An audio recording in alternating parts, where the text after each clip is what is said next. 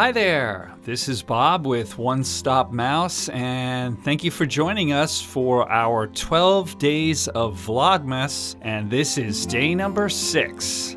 In today's episode of Vlogmas, we're going to be discussing a Walt Disney family tradition, and actually a tradition in my family as well, and that's Christmas tree train towns.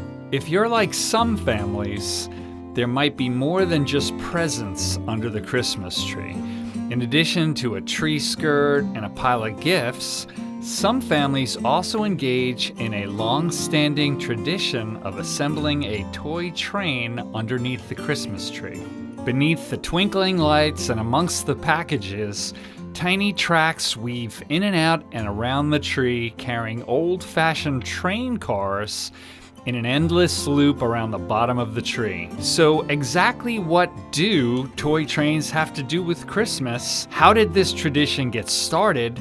And why does the tradition take on even more sentimentality for fans of the Disney parks? Well, no one knows for sure exactly how the tradition of toy trains under the Christmas tree got started, but historians believe the tradition dates back at least 100 years. In fact, it probably got started in the early 1900s, around the time when toy manufacturer Lionel began to produce the very first electric toy trains.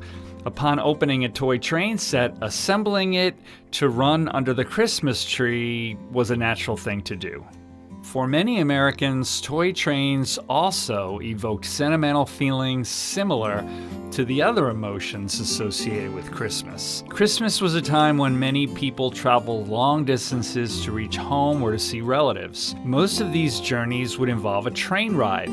Likewise, the nation's railroads were a primary means of transporting packages around the country at Christmas time. Now, a lot of you already know this, but nobody loved trains more than Walter Elias Disney. His imagination took flight as he imagined what exciting places those train tracks could bring him as he hung out around the town's train station in Marceline, Missouri, where he grew up. And his memories of his beloved hometown and his love for trains stayed with him for his entire life.